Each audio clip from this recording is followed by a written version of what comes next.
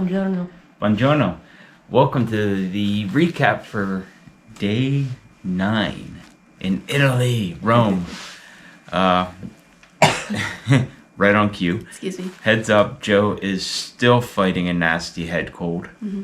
It's been kicking her butt the last 2 days, especially yesterday. Yeah. We're hoping she can shake it some today. It's supposed to be a gorgeous weather day outside. So, we're talking about yesterday. Yesterday was our first free day. Mm-hmm. First day of nothing scheduled. Yeah. Much needed. Yeah, since we've been here in Italy. I keep wanting to say Thailand. I'm still... Thailand's on the brain. Yeah, I mean, it's been a year since we were at Thailand, but I keep wanting to say it. Yeah. So yeah, it was a good day. It was a fun day. It was a lot of walking as par normal. Mm-hmm. We got up around what, 7? 16,000? 17,000? Oh no, I was saying when we got up. 7? Oh, 7 got up. Yeah, 7. She's not Sorry. here today. I am not. We got up around 7 a.m., got ready, and we beelined it right to the Pantheon, which is 5-minute walk from here, and it's the first time we've been there. That's pretty wild. Yeah. We got up to the Pantheon. I was a little bit concerned about how bad the lines might be, but we got up there, walked right up to the ticket booth, bought tickets, walked right in. Yeah. I'm not sure there is anything of significance you can do in this city that does not involve a fee. Mm-hmm. They have ticketed everything. Yeah, with the exception of some churches. Oh, yeah. The Some. The churches have their offering plates everywhere. That is true. Or They still ask for it, but they don't make it mandatory. Yeah, they don't make it mandatory. Yeah. The Pantheon was one of the things, if not the thing, I was most excited to see. Don't really understand why, but I was so excited for the Pantheon, and it didn't let down. No, it didn't. It was impressive. It was wicked cool. Really enjoyed going in there, looking around, reading some of the history. We didn't have the audio tour, which was a bit of a bummer. Yeah. You couldn't buy their audio tour on site. You had to have reserved it ahead of time. Mm-hmm. They did have something you could do on your phone and then walk around with your phone the whole time, but yeah, neither one of us was really interested in that. Yeah. We'll just read up on it later. Yeah. So yeah, the Pantheon was great. Par for course. They were doing construction on the obelisk out front of it, so that was a bit of a bummer. Yeah. But the Pantheon was actually open, so Yes. that's cool. Yes. And we were, 6-7 blocks from the Trevi Fountain.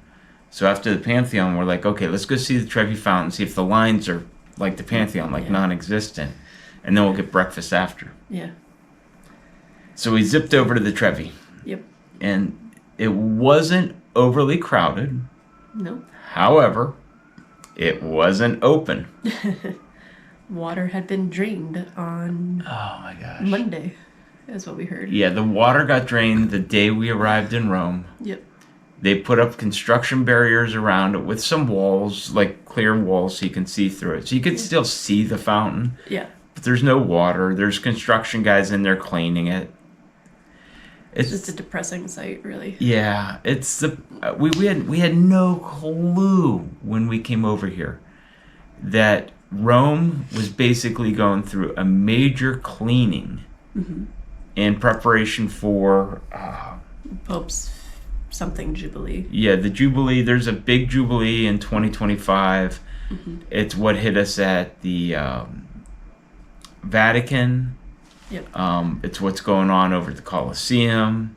It's what happened at the Trevi Fountain. It's why they were cleaning the obelisk outside the Pantheon.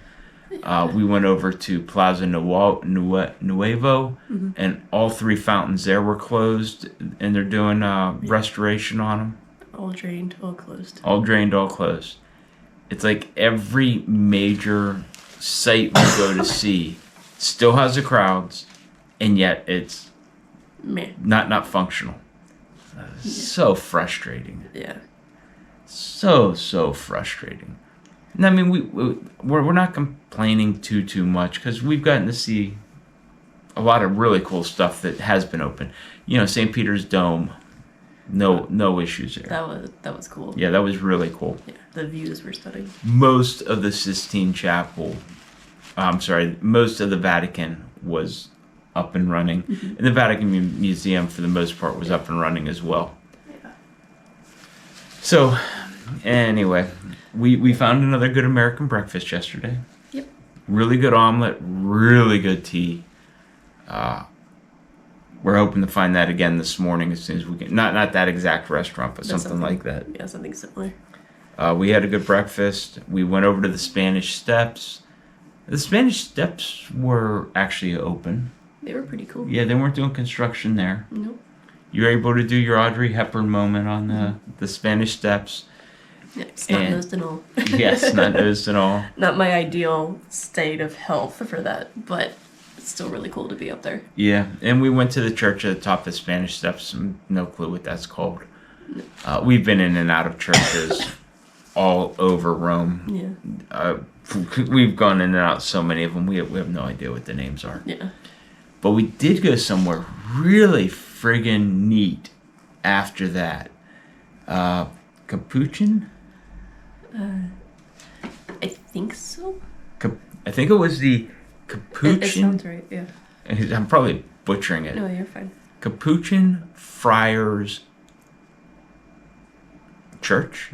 Chapel. Museum? Chapel? It's part museum, part chapel, All part in one. crypts. And they had probably the best audio tour that we've ever had. It was a lot of fun. That So, audio tour. yeah, we found this place, and I'm going to have pictures up here as we go along. You start this audio tour, and it's a young gentleman and an old gentleman kind of talking to each other, and they're talking to each other, and they're describing things to each other, but they're describing things to us as a bystander. So we go through this whole museum that talks about the order of the friars and the hardships they go through. Yep. And these are friars that, they do the flails on their skin for penance, and they live a very hard life. They live a life of poverty. And all this museum was to prep you to understand the crypts. So you go into the crypts, and the best way to describe it is the friars take a vow of absolute poverty, and as an order, the whole order cannot really have anything of value. So whenever they want to do artwork, it has to be based on something that has no value to society. So they did these elaborate crypts that are done using the bones of prior friars. And there had to have been hundreds, if not thousands, of skeleton parts in this museum. And the bones were all laid out in artistic forms. Yeah. I think they were saying it was like bones of roughly 3,000. 3,000 friars? I think so. I could be wrong, but it was crazy. It was a lot of bones. You had the pelvic bone room. Yep. You had the skull room. You had there was a femur room. This says that they were kind of themed, and they would make one room had an hourglass, and it had two pelvic bones for wings on either side of it, to represent that time can fly. Yeah. It was wild. It was pretty wild. I remember also they had some bone decorations behind her head, and I kept checking to make sure I didn't accidentally hit anything. Yeah, they had the vertebrae bones were. Yeah, even every part of the body's bones, like the jaw bones you'd see around. Yeah, they even had lamps made of a variety of bones. Yeah. It was nuts. Chandelier type things hanging down with everything was made out of bones. And they were very clear to point out that they have not changed it in hundreds of years. As you see it is as it was. Yep. The only thing they changed was added lighting. Yep. So, and what they do is there's little crosses on the ground, so a lot of friars can be buried there for a time, and then they're taken out, and I don't know where their bones are disposed of nowadays, and then new friars can be buried. So every friar has a chance to be buried there for a period of time. So interesting. Yeah, it's interesting stuff. Great audio. Highly recommend visiting that place if anybody ever comes to Rome. Highly recommend it. We walked back to the Spanish Steps. We went down, and then we went to Piazza, insert name here. So this piazza is kind of, from what I had heard before, one of the places where they say all roads lead to Rome. And from what I gather, they've got a whole bunch of obelisks, and anytime you're at one obelisk, you can look into the distance and see another one down an alleyway. So all their roads are insanely straight, and you've got these tall buildings.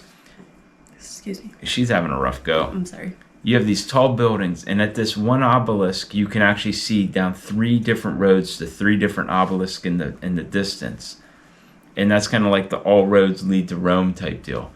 So it was very intriguing to sit at this fountain, sit at this obelisk, and see down these distinctive roads. It was really impressive seeing all that. Yeah. It's pretty damn cool. And then we walked down, we picked a random restaurant, went in, and ended up eating in a stone cave-ish type thing. Yeah. It was concrete, but it had the cave feeling. Yeah. Really decent. That was pretty fun. Yeah, decent lunch. Yeah. Where the heck did we go to? Well, we went to Piazza Nuevo. I think it's Nuevo. And that's one, was kind of bummer. With the fountains? Yeah, all 3 fountains were closed. There was a really neat church in there. We went and checked out the church. Kind of just bugged out of there. Yeah. Hit an open air market. We got our first dose of fruit. Yeah. Probably. I don't know how, the Italians, I don't know how they stay healthy, because we are having such a hard time finding fruits and vegetables. Yeah. Such a hard time finding fruits and vegetables. Like, I would give her a platter of crunchy carrots and ranch right now. Yeah. We had the same kind of problem in Ireland. Yeah. But good grief. So we're in this open air market, and some guys were making fruit smoothies for $5. We're like, yes, please, we'll take it. Yeah, we need those, please. This is such a weird thing over here in Italy. They have no open bottle laws. So you can drink whatever the hell you want, whenever you want, wherever you want. Yeah. So we went into the Jewish quarter. I went into a convenience deli type shop there. Yeah. Hit up their cooler, grabbed 2 beers. The guy at the counter opened the beers for me. Walked out double fisting the beers. And we just walked around the Jewish corridor. I'm sitting there drinking beer as we're walking along. Just waiting to be jumped because they're pranking Americans. Yeah. And finished my first beer, tossed it, Yep. Started drinking my second beer. Walked out of the Jewish corridor. And we couldn't, I had wanted to eat at a pizza place there, but it wasn't open on Saturday since that's their holy day. Yeah, their Sabbath. So we headed into Trastevere. I cannot get that right. It's okay. And it was comical. As soon as we got to Trastevere, there was a vendor set up selling bottles of wine and bottles of beer. Mm-hmm. So you could just buy a wine or beer right there, and off you go. And you just buy it and walk down the street drinking it. So it just felt so wrong. It felt so wrong, and I was having so much fun doing it. So we stopped in this little pizza joint, and everything's in Italian, and everybody's speaking Italian. We have no clue how to order. It's unlike anything down in Napoli. I really miss the pizza down there. I miss the food in general down in Napoli. Yeah. So we tried to get a small piece of pizza. Yeah, we tried to get something like, what, this small? Yeah, like... Got something this small. Ended up with... Good grief. He gave us she's not kidding. Like, we got 2 slices of pizza. It's basically like an arm's length. Each of them were this big, and that was a single. Yeah. I was like, no, piccolo. Oh, okay. like, bloody hell. And then I think the guy kind of was just messing with us, because then you you pay for it by the pound. So Yeah. Yeah, basically. I mean, it was 17 euros, but whatever. Yeah. And pizza was pretty good. Yeah, we got it to go, so we walked around until we could find a curb we could sit down and eat on a curb. Yep. And I'm drinking my beer. That's so funny. That was kind of fun. We do have plans for today, but they're not until much later tonight. Yep. Tonight's a cycling. We're riding bicycles through Rome after sunset. Mm-hmm. What could go wrong?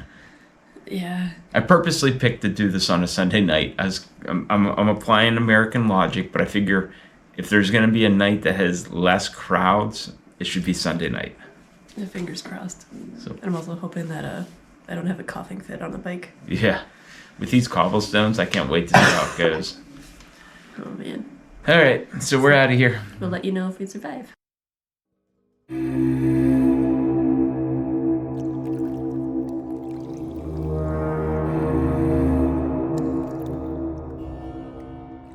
Yep, we're gonna go get some. Well, hopefully gonna go find another good breakfast. I could go for some French toast. Ooh. Yeah. Yep. Me too. See how that goes. Like 2 orders worth. All right, catch you tomorrow. Arrivederci. Arrivederci.